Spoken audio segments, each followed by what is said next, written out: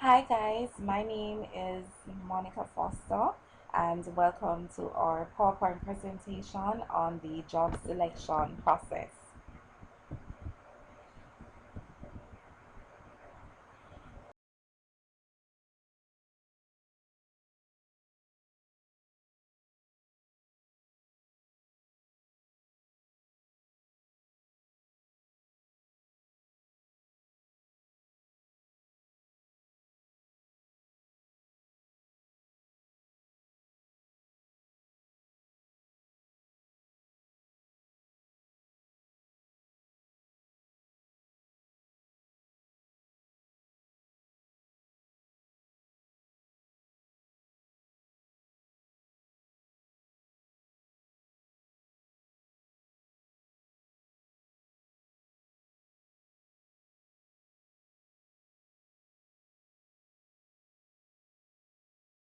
Those who may not be familiar with me, you've never seen me in office or never had the chance to speak with me. I've posted a picture of myself so you can be familiar with who Monica Foster is.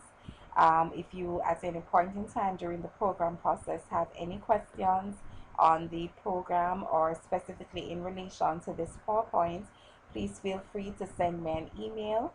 At the end of this presentation, the email address or contact numbers and our WhatsApp number will be provided. As long as I'm free, I'll be more than willing to take the time and to stop and sit with you when you come in office to explain the process to you or to clarify any questions that you have.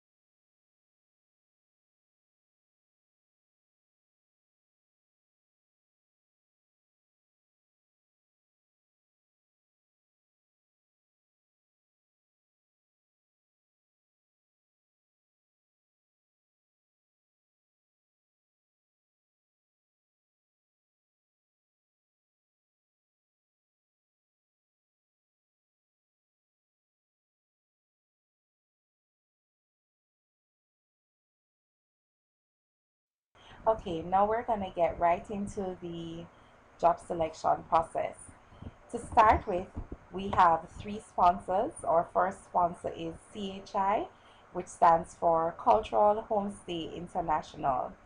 Now, CHI is our oldest sponsor. They're actually our very first sponsoring partner that came on board with us in 2006, and we are very happy to have them on board again with us for the 2017 season. Our next sponsor that has been with us since 2010 is CCI Greenheart. CCI Greenheart again is one of our sponsors that we're also equally very happy to have partnering with us this year. They really take care of our students while they're overseas, so it's a joy to have them on board with us this year. And last but not least, we have Spirit Cultural Exchange. Spirit is our newest sponsoring partner. Spirit joined us in 2014, so it has actually been 2 years since they have been with us. But also, likewise, for to our other two sponsors, we're very happy to have them on board. You guys may see an additional sponsor joining us during the season. We're very happy to welcome additional sponsors, as the more sponsors that we have is the wider of a variety of jobs that we can offer you or students to select from. So you can look out for a fourth sponsor hopefully being added to this list for this season.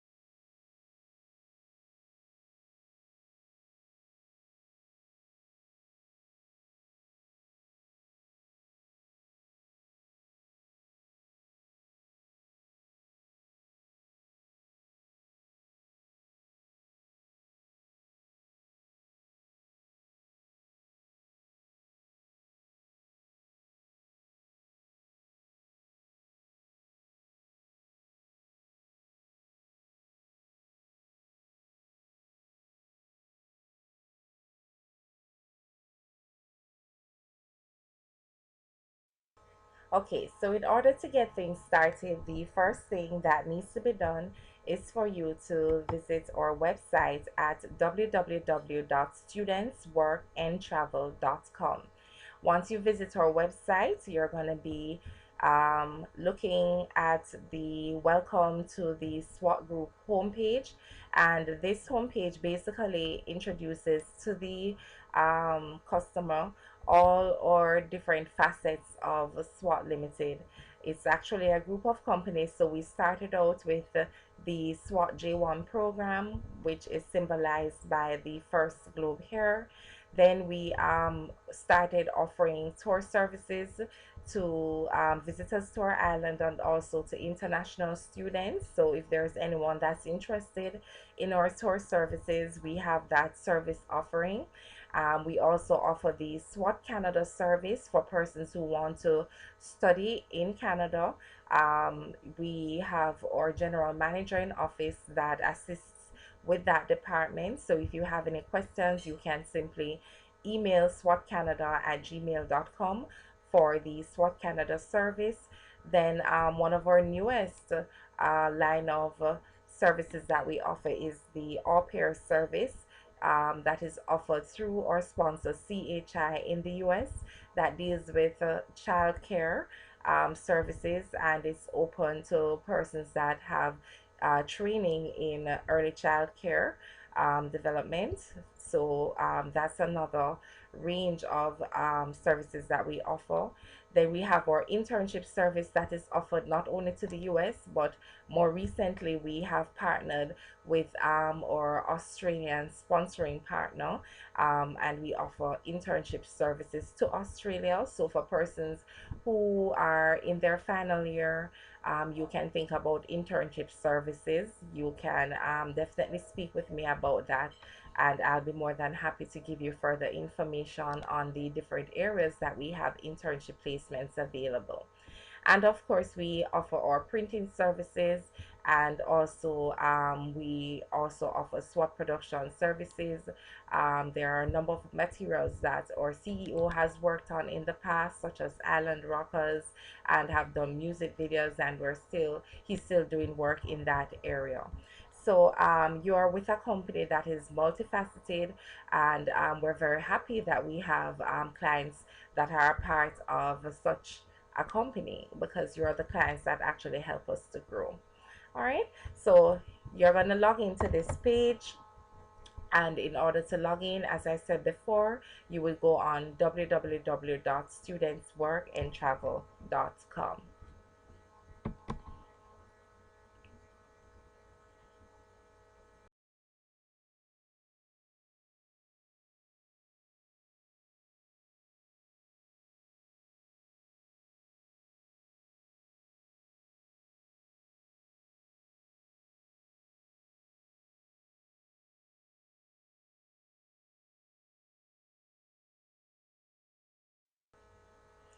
Okay, so once you've gone onto the website, you're going to select the very first globe, which is for the J1 program, and it's indicated here.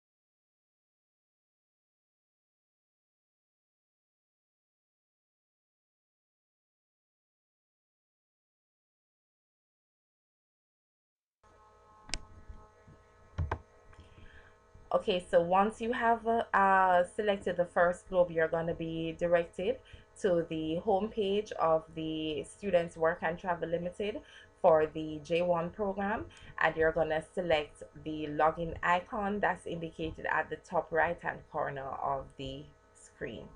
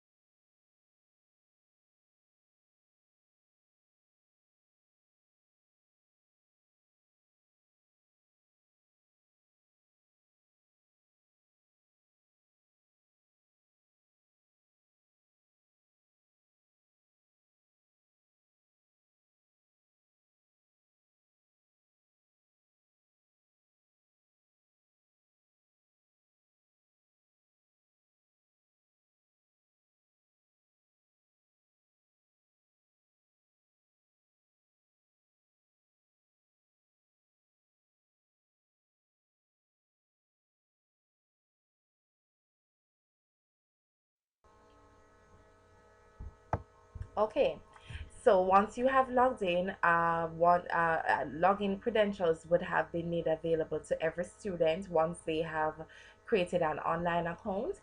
You simply go onto our website www.studentsworkandtravel.com, and you click register, and you will be given a username, and you create your own password, and that's the login credentials that you're going to use in order to come and to view the job list that is on your portal. One of the great things about our company is that students now have online accounts where they can be updated as to what documents they need to bring in. If you take a close look here, this is basically a checklist of all the documents you would need to carry in: your status letter from your school, school ID. It tells you that you'll need an up-to-date password. So it's very good. I think very efficient for our students to be able to have an online portal where they can be updated on what documents they need to bring in. Also on the portal, you can view our SWOT contract, which is extremely important. I ask that every student take some time, go through the contract, so you know what our program policies and procedures are. You know what all our fees are, just in case anything happens and you have to cancel. You will be familiar with what how much it is that will be refunded to you and all of that. So familiarize yourself with the contract. This is an important document for you to know and for you to go through. At the top of your homepage, you also have access to our program schedule. And our program schedule basically outlines different dates throughout the season so that you're kept in the loop as to what is happening. So, for example, we have upcoming job fairs that will be in February of next year. We also have deadlines for when documents should be submitted, deadlines for when you should be making your final payments of the program fee. So I think it's extremely important that you, when you log into your portal, that you familiarize yourself with important dates that's indicated right here in the program schedule. As you can see further to your right, there are embassy details that are very helpful. You can view your profile, make edits to your profile. If for any reason at all your email address or your contact information have changed, you have the access to go here and to edit that profile and update your profile with your contact information. You can keep abreast of your payments that have been made on the system. That's another very excellent and unique feature of our online portal for students. So once payments are made, you do not need to take your receipts into the office anymore. All you need to do is just allow us up to 48 hours for the accounts team to post your payments to your account. So from here, you can also view your balance instead of having to call or email the office to find out what your balance is. So that's an excellent feature that we're very proud of to have on each student's online portal. And of course, you can send us messages through your portal. Upload your resume once you're not a self-paced student. And for other documents, please note that it is the office that will be uploading those documents for you. The only document that you need to upload is your resume if you are doing the job assist option. Okay. All right, so back to the job selection process. So once you log in, you're gonna come here where you see the job list, and you're gonna double click on this icon.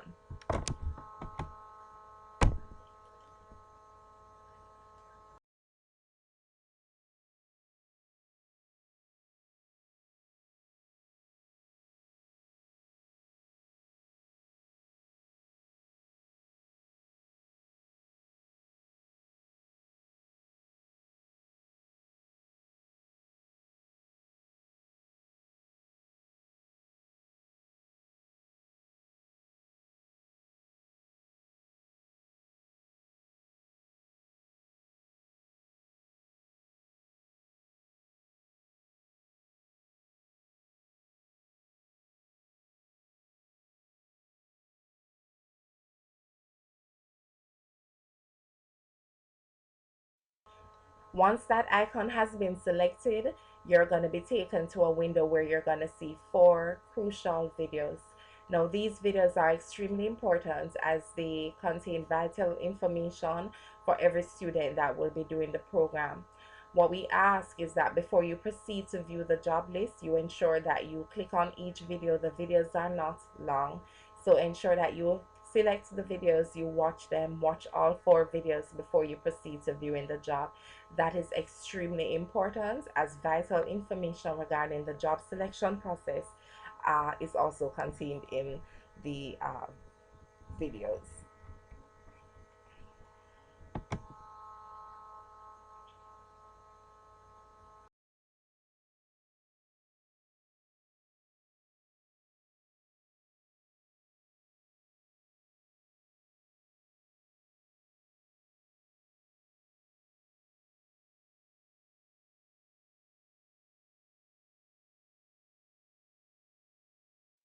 Alright, so after reviewing the videos, there's a link to the bottom left hand corner of the screen called the job link.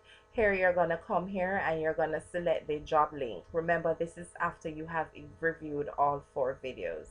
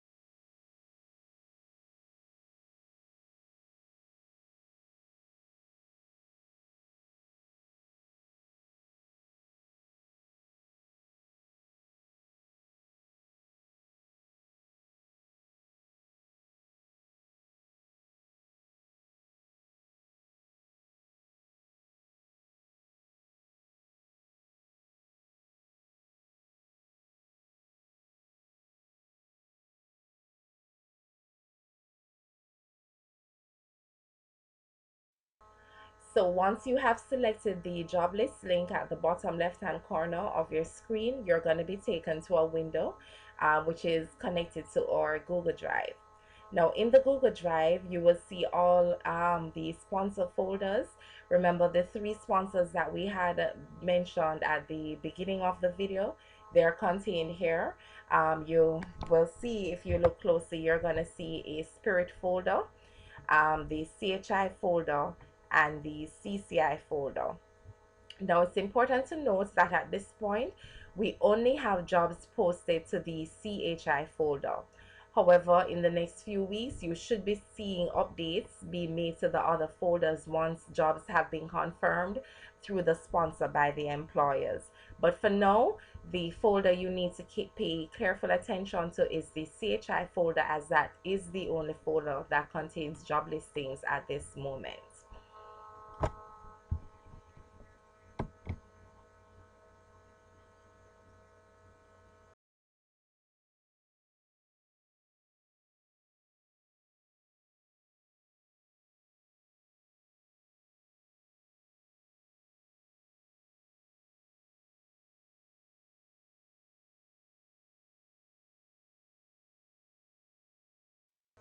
All right, now it's important before we proceed to viewing any jobs that we consider a few important factors that will help us in making a decision about the jobs that we're going to select.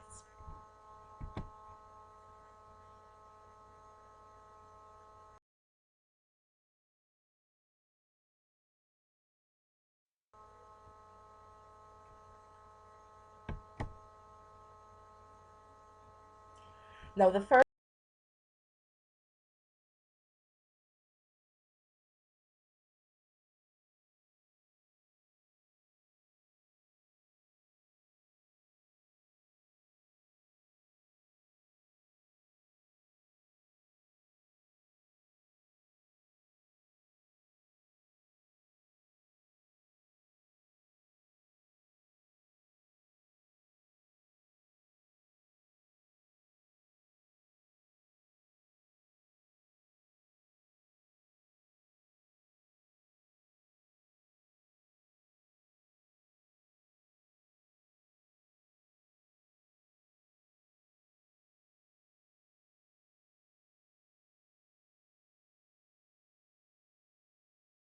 Need to consider before making your job selection is this: never choose a job based solely on its pay rate. Now, oftentimes in the past, I've seen many students making this mistake. Even now, when students come into the office, they ask, do you have any jobs that pays over $12? Or do you have a job that's paying $15 per hour? So clearly, it says to me that the student is more concerned about the per hour rate than they are about any other factors that can affect their saving potential. Now, there are so many other factors that can affect this. So, what a student is needs to do when they're selecting their job is think about special incentives that can come with a job, not just the pay rate. Incentives are add-ons that can assist.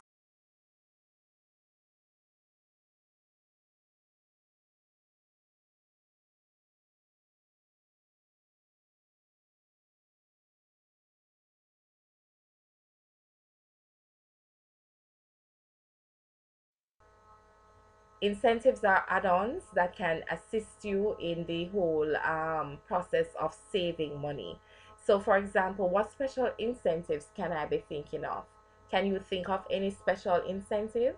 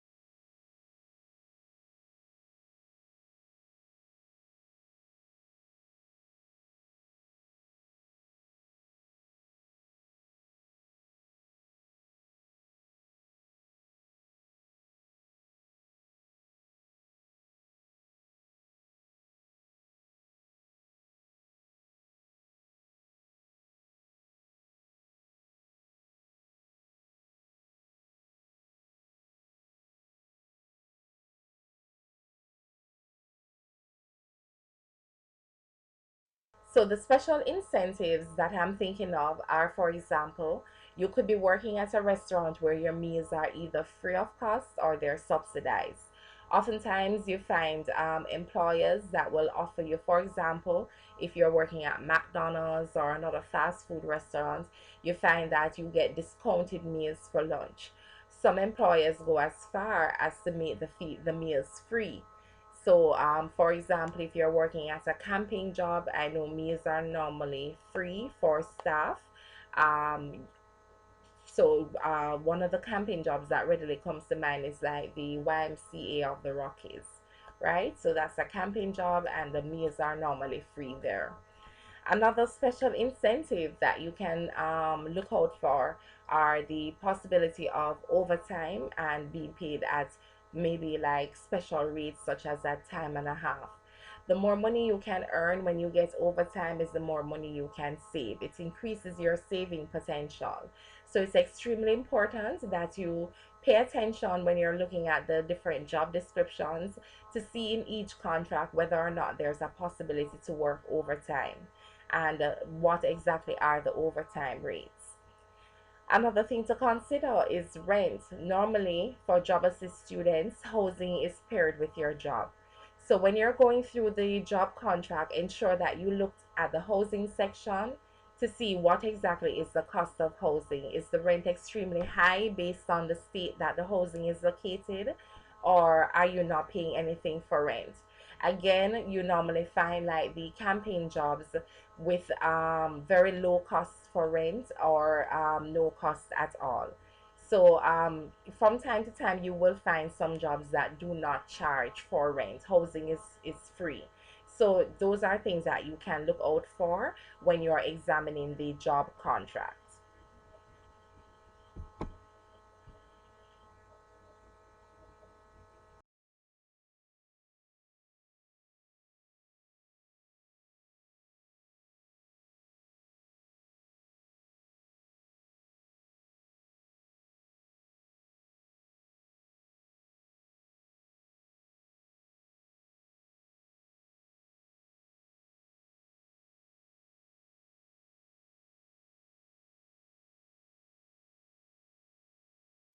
All right, so another factor for consideration is transportation. Normally, it can cost a student a lot of money if they have to commute to work from very far distances. So, the first thing you need to think about when you're selecting a job, or one of the things you need to at least consider, is how much will you have to pay for transportation? How will I get to work?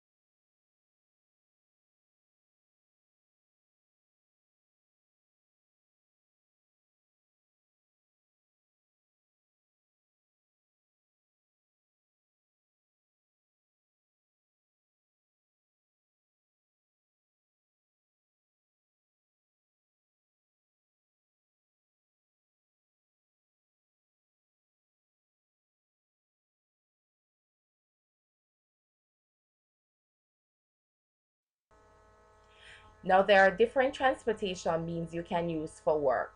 When you're going through the contract, try to see how far the job is located from the home. That will help to determine whether or not you'll have to walk, or you'll have to take a bus, or you'll have to commute by train, right?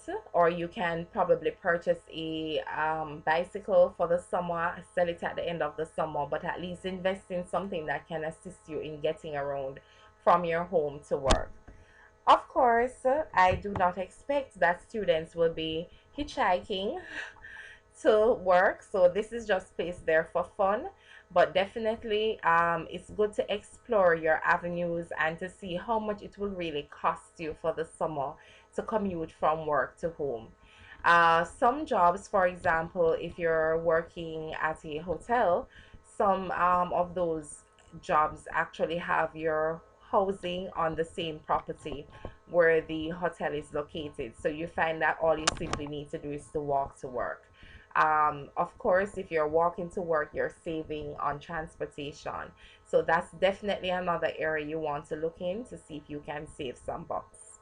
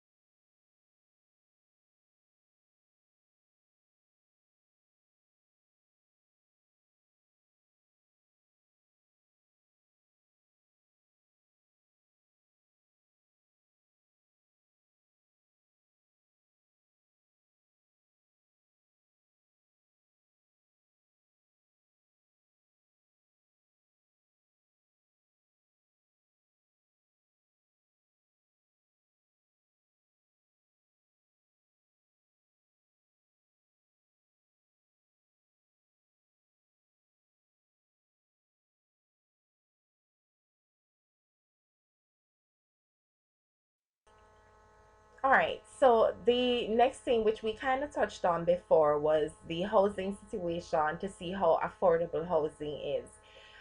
Never make a decision to take a job solely based on location because you have relatives living in a particular state. The thing with that is you may end up going to a state where you have relatives living, but the cost of living for that state is extremely high. One of the good things, though, about staying with relatives is that you may not need to pay rent because you're staying with them. However, because you have to choose from the list of jobs that we have, normally these jobs already come with prearranged housing. So you may not get an option in every case to stay with a relative if you have someone in the same area where the job is. So one important thing is to ensure that when you're going through the job contract, on the housing, see if the words mandatory are listed, because if the housing is mandatory, what that simply means is that the employer has already prearranged housing for you, and you have to sign a housing contract that you will be tied to for the summer. So you would not have an option to stay with a relative.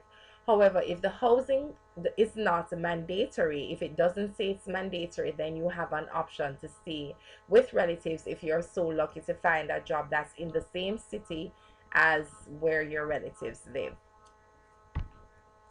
Another thing to remember as well is, as I had touched on before, the some states are more expensive than others. So, for example, if you're looking for a job in, let's say, for example, New York City, housing in New York City is normally more expensive than if you were staying in upstate New York, like in Syracuse or one of those upstate areas.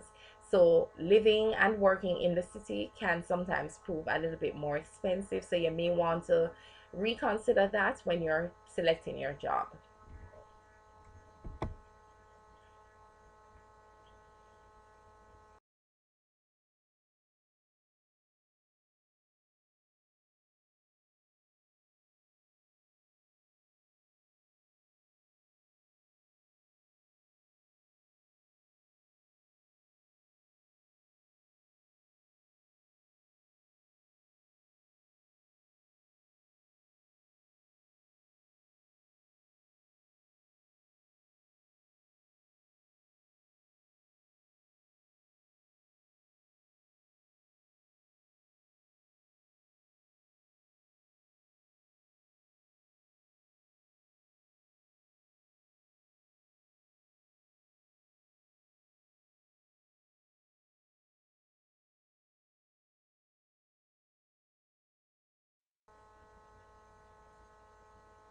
Right. So, as we had stated before, is the cost of living higher or lower in this state? So, again, using the New York City example, always explore whether one state is more expensive than another. For example, if you're going to be working in LA, you know, California is an expensive state for you to do shopping in, and for you to get your groceries and stuff like that is going to probably work out a little bit more expensive than if you were staying in another state like probably Florida, right? So weigh the pros and cons when you're choosing your jobs.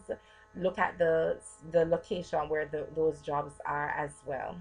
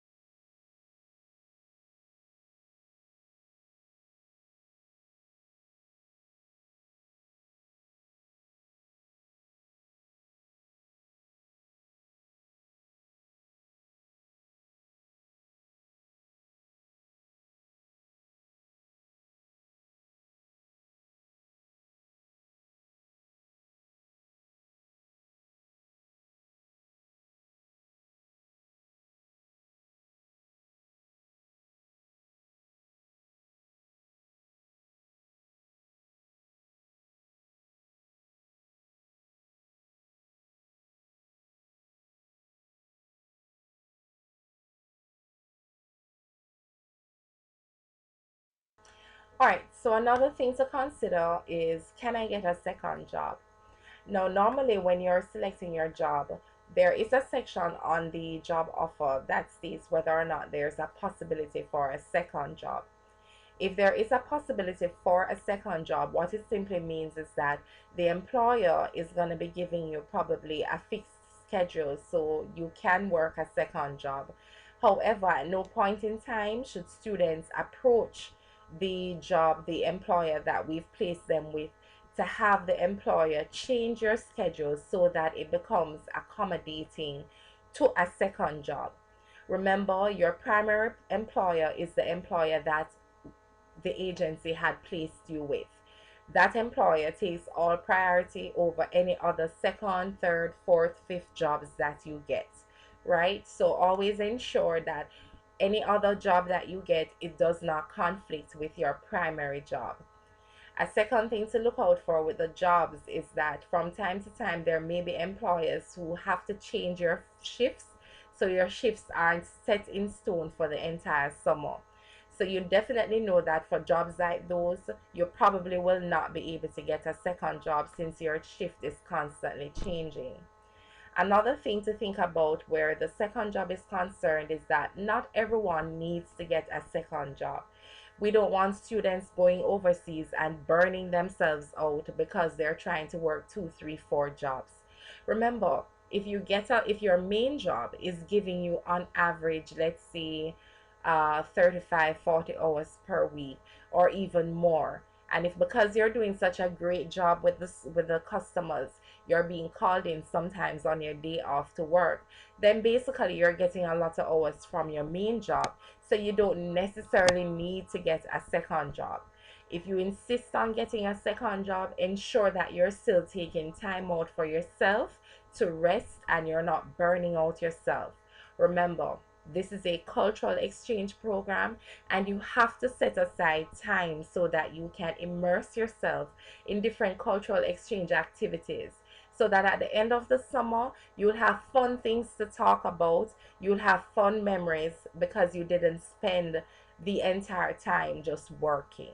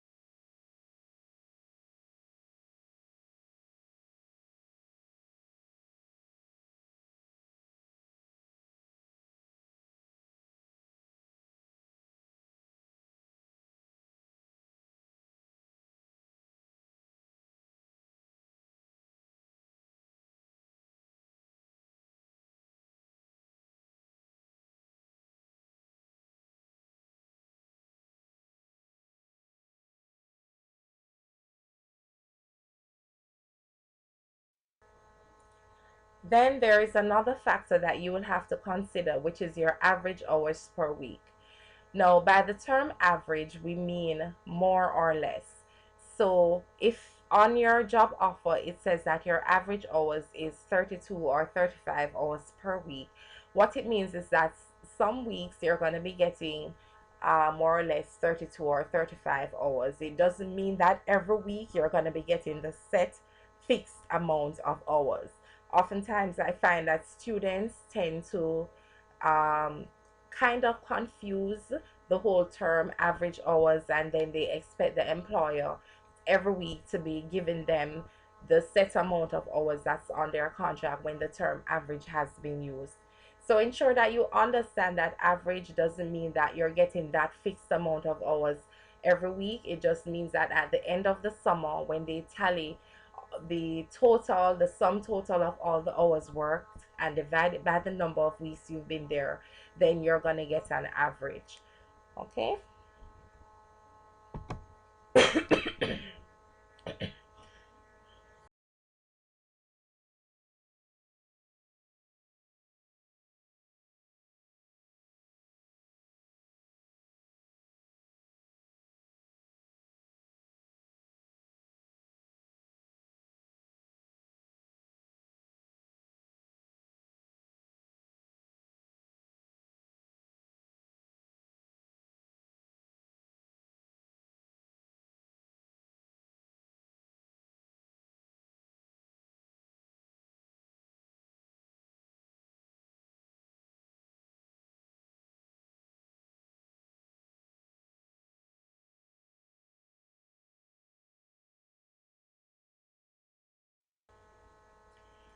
All right, so another important thing to consider, which I do believe we had touched on a little earlier, was whether or not there are any advantages in going to a remote area instead of working in the city.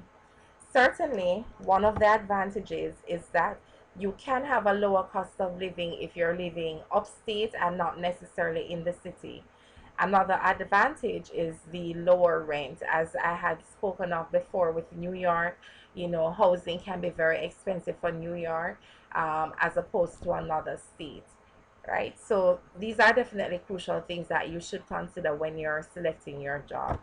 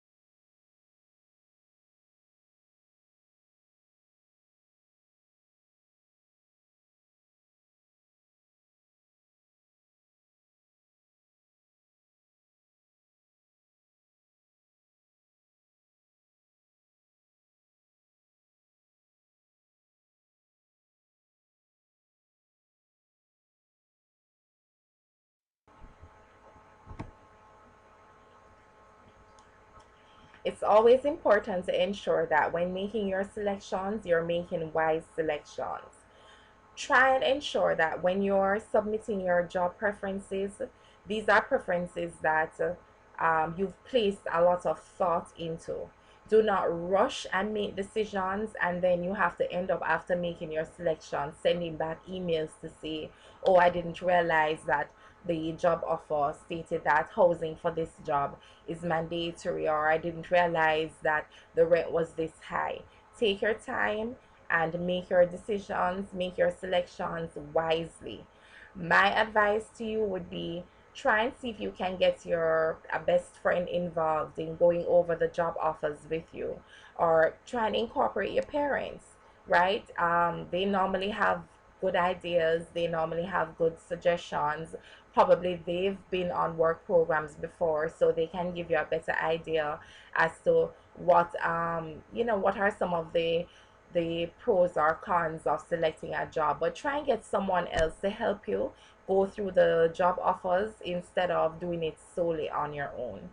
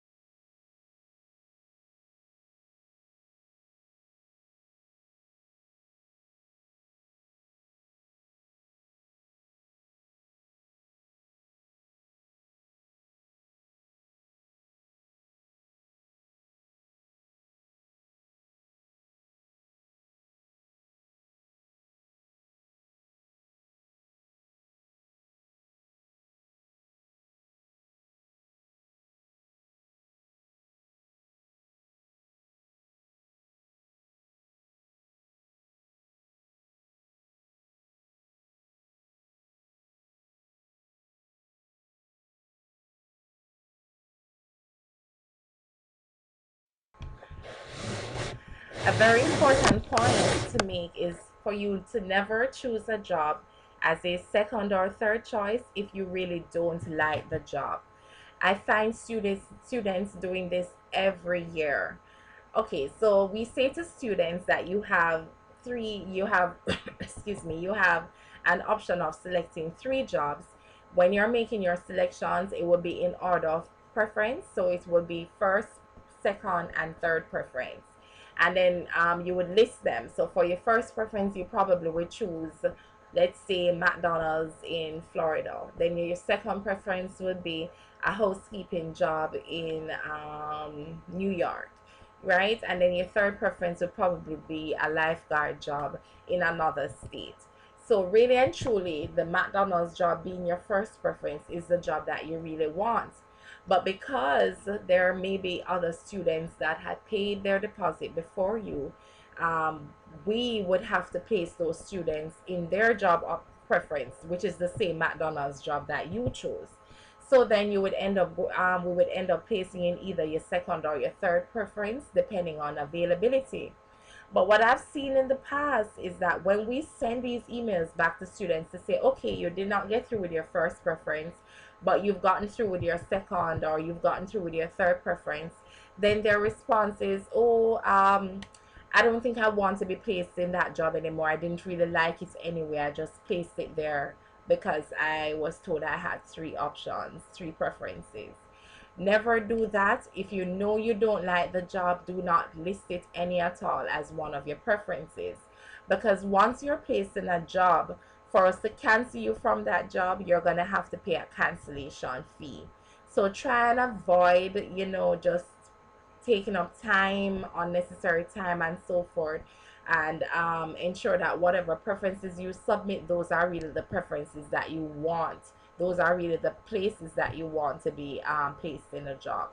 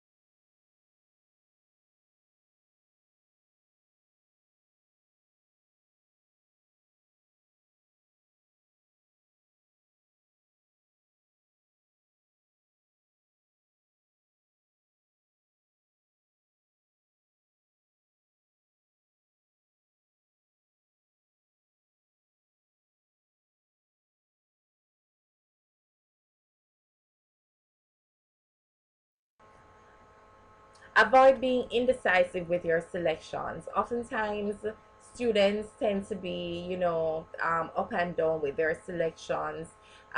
You have a responsibility. One of the great things about our agency is that we allow you to choose your placements. So instead of just taking you and putting you somewhere, we give you the choice of making your own selections. Now, with that freedom and with that choice comes responsibility. So you have to be responsible with your selections. Not only do your selections have to be wise or smart selections, but you have to be very decisive, right? So once you make a selection, ensure that these are really the selections you want to make. And it means, therefore, that you have to be patient and ensure you spend enough time in making up your mind on where it is you want to be placed before you email your selections to the office.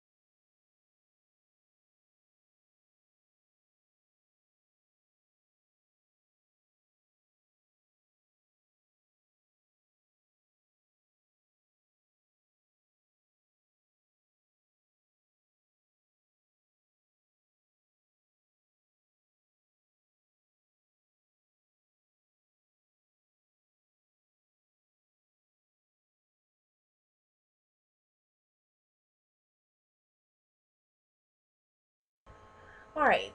And one important thing that I have to address is students not being overwhelmed, disappointed, despondent, or frustrated with the placement process just because they did not get selected or placed in their first preference or their second preference. Guys, you need to remember that in order to make this a fair game for everyone, we place persons according to when they had paid their deposit. Now, we've started recruiting persons from in August. So from August, we have students who registered and paid their deposit. And, to ensure that it's a fair playing ground, once our job list becomes available, those students who paid in August becomes our first priority for placement. No, what that does not mean is that because there are students who paid in August or in September, it means that persons who paid in October cannot view or cannot select from the job list. You can most definitely still select from the job list. However, because you're now sensitized to how we do our placements, you would then understand and appreciate that if you send in your three preferences and we email you back to say, okay, well, those spots have already gone because we've placed other students who paid before, you won't become frustrated because of it, because you're already sensitized and you already know that that's the process. Now, bear in mind that there are jobs that a student who paid earlier may not necessarily want that job for whatever reason. So that is why we do not limit or restrict you who just paid in October to still select jobs from the job list. Because, as I said, everyone has their own likes and dislikes. So even though I paid from early, I may just not be interested in the jobs that have been posted. So I would still sit and wait until another set of jobs come out. So for that reason, we do not restrict other students from selecting. You can make your selections, and then based on the persons that have made their selections, we just simply look at the date when they pay their deposit, and that's how we decide who gets placed in what job. All right, so try not to be so easily frustrated by not getting through when you try your first time. If you don't get placed in any of your three preferences, just simply go back, review the job list, and send in some more preferences. If there isn't anything else that you're interested in outside of the three preferences that you had submitted, no problem. Remember, for the next few months, we're constantly going to be updating the job lists once we receive jobs. So you don't need to be or to feel forced to have to select from a list that is there now. Okay?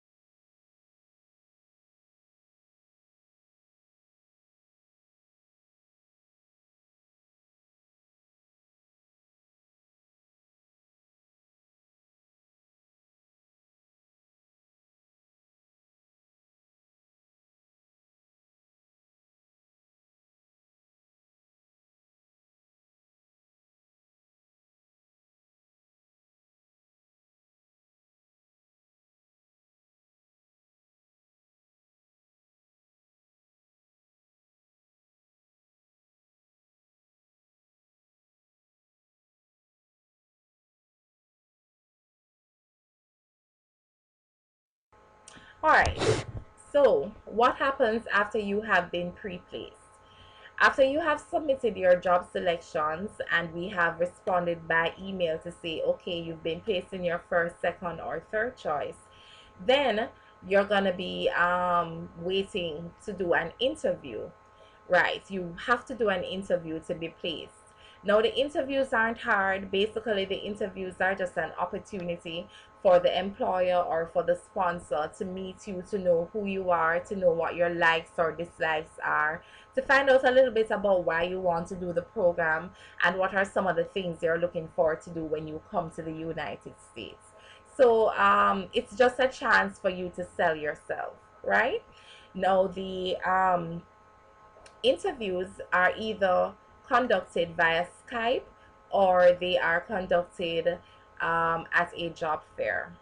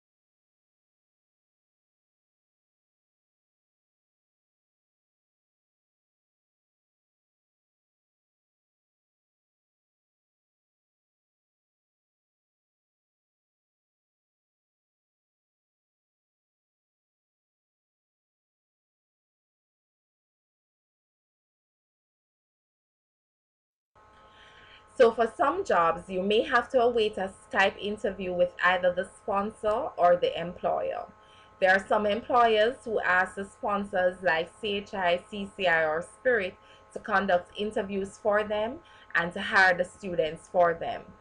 Whilst there are other employers who may have a more hands-on approach and they themselves want to interview the students via Skype, maybe because they don't have the time to literally fly down to Jamaica to do the interview at a job fair. So SWOT will inform you based on the job that you've selected whether or not it's a job that will be interviewed for at the job fair, or job fairs will be held in February, sorry, or if it is a job that is going to be conducted via Skype interview.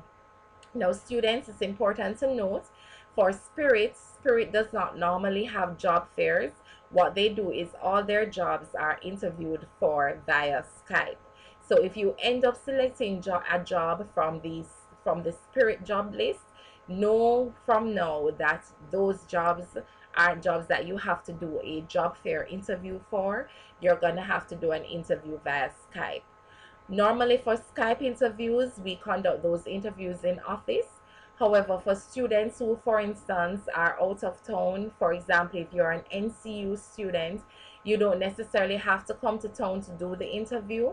All you simply need to do is to have a Skype account, create one if you don't have one as yet, and we'll give your Skype ID to the interviewer and we'll inform you of the date and time when the interview will be held so you can conduct your interview from home. Okay? For the other jobs that are going to be done via job fair, as I said before, those jobs will be done in February. So that's normally for like CCI and CHI. Excuse me.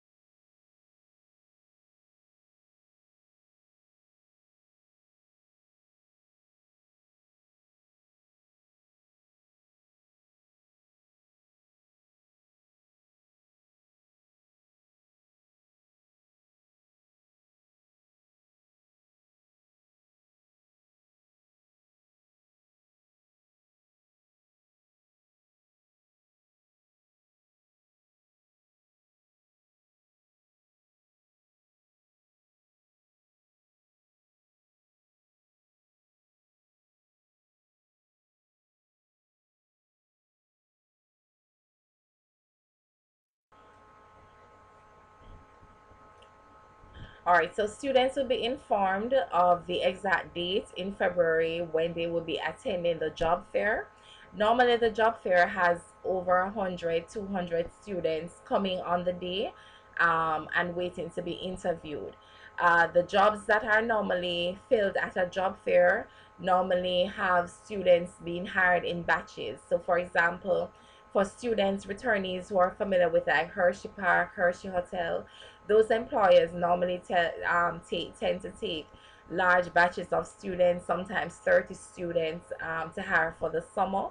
So those are the employers that normally come to the job fair or have the sponsors interviewing on their behalf for the job fair. One of the great things, most awesome things about our job fair is that students get to meet other students that they'll be going on the program with. So, for example, if an employee is taking about 10 or 15 students, at some point during the day, you're going to be sitting together with those other students that are being interviewed.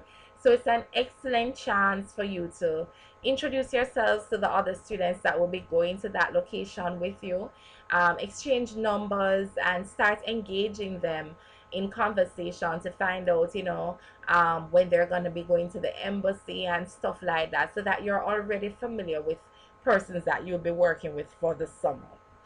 It's a great way for you to meet friends and meet persons that you're going to be working with.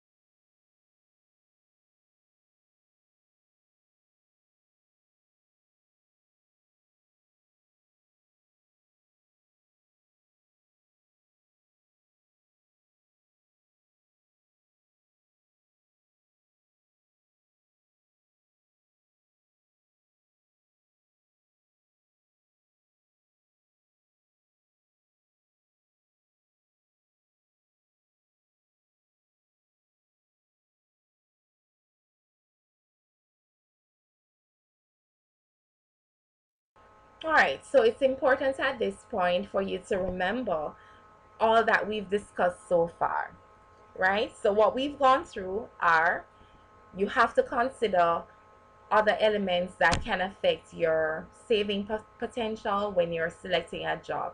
Don't be overly concerned just with the pay rate. So, factors such as your transportation costs, housing costs, special allowances such as overtime hours, overtime rates, subsidized meals, cost of living, availability of a second job, average hours that you'll be able to work per week, and whether or not thinking about whether or not working upstate or outside of the city will end up saving you more money than working in the city. Those are all factors that you need to consider. Also crucial to this,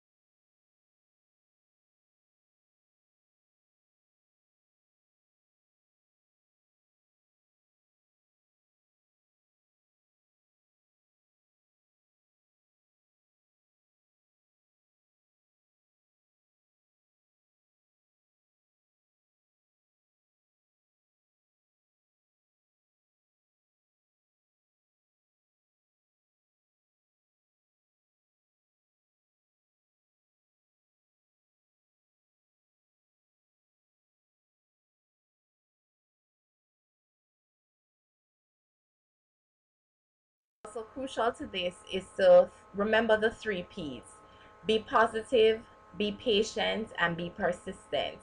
Why do you need to be positive? You need to be positive because in life, positive people make positive things happen. When you conceptualize positive things, when you approach things with a positive attitude, you normally receive positive outcomes. So when you're approaching the job placement process, be positive. Don't be negative. Don't be highly critical of the jobs. Be flexible. Don't be highly consumed, as I said before, with just the pay rate, because at the end of the day, there are so many other factors that can affect how much you can end up saving from that job. Be patient with the job placement process. The office asks that you at least give them 3 days within which to process your placement request.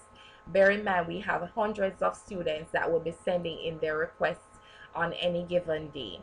So be patient with the process. And if you do not get through with being placed in your first, second, or third option, don't be despondent.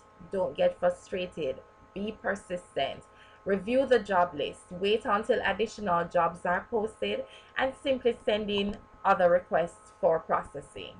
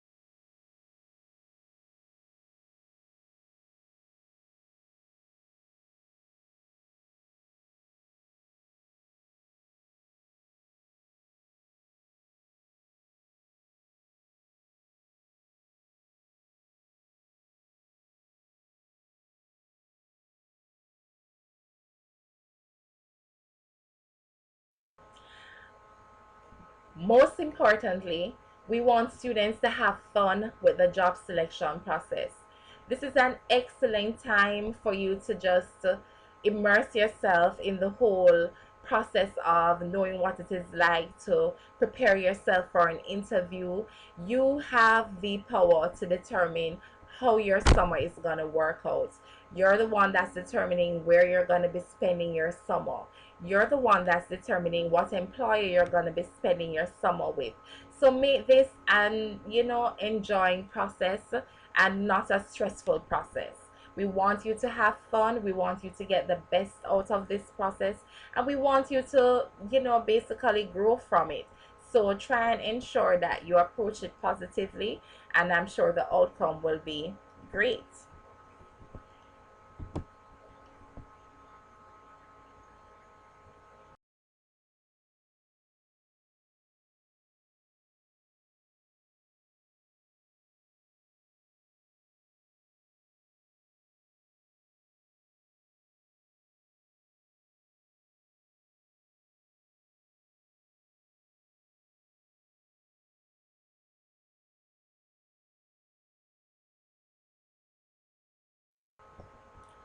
If for any reason at all you have any questions based on this PowerPoint presentation or on any other related topic to do with the program, please feel free to email us at swatinfo@studentsworkandtravel.com.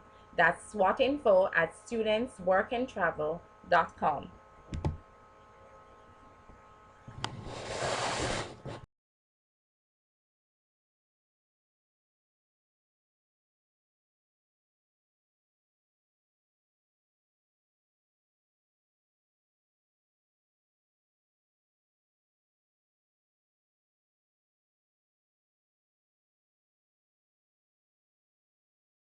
Us on our numbers 970151511. That's 9701511, 548-8307, 445-2700, or 581-0933.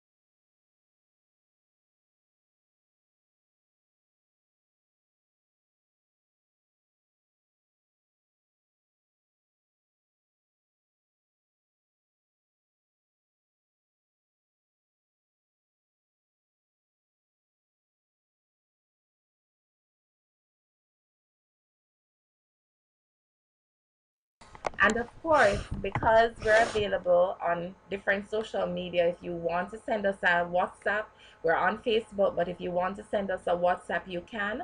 WhatsApp us on our number 512-6195. Again, it has been a pleasure going through the job placement process with you. I'm available Mondays to Fridays from 10 a.m. to 5 p.m. If you need to come in our office, please come by, stop by, call or email us. I'll be more than happy to assist you. Our opening hours are from 10 a.m. to 3 p.m. Mondays to Fridays. Thank you so much for choosing SWAT and for joining our company. And we look forward to making this a fun-filled summer for you. Thanks and do have a wonderful season.